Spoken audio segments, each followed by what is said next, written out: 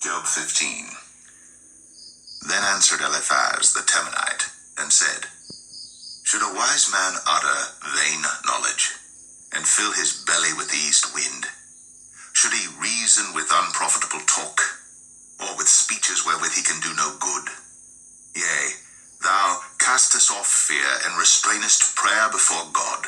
For thy mouth uttereth thine iniquity, and thou choosest the tongue of the crafty. Thine own mouth condemneth thee, and not I. Yea, thine own lips testify against thee. Art thou the first man that was born, or wast thou made before the hills? Hast thou heard the secret of God, and dost thou restrain wisdom to thyself? What knowest thou that we know not? What understandest thou which is not in us? With us are both the grey-headed and very aged men, much elder than thy father.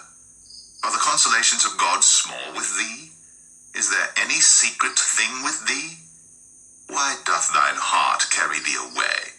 And what do thy eyes wink at, that thou turnest thy spirit against God, and lettest such words go out of thy mouth? What is man that he should be clean, and he which is born of a woman that he should be righteous? Behold, he putteth no trust in his saints, yea, the heavens are not clean in his sight. How much more abominable and filthy is man, which drinketh iniquity like water?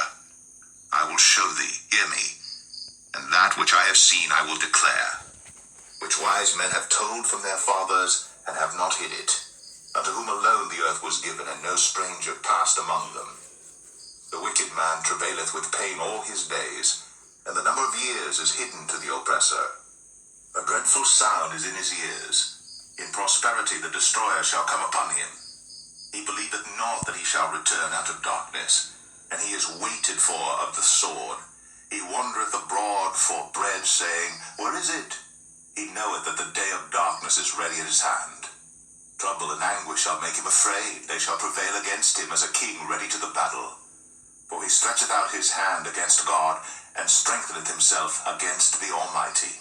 He runneth upon him even on his neck, upon the thick bosses of his bucklers, because he covereth his face with his fatness, and maketh collops of fat on his flanks. And he dwelleth in desolate cities, and in houses which no man inhabiteth, which are ready to become heaps. He shall not be rich, neither shall his substance continue, neither shall he prolong the perfection thereof upon the earth. He shall not depart out of darkness. The flame shall dry up his branches, and by the breath of his mouth shall he go away.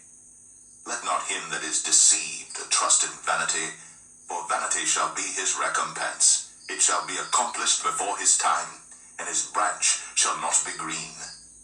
He shall shake off his unripe grape as the vine, and shall cast off his flower as the olive. For the congregation of hypocrites shall be desolate, and fire shall consume the tabernacles of bribery. They conceive mischief, and bring forth vanity, and their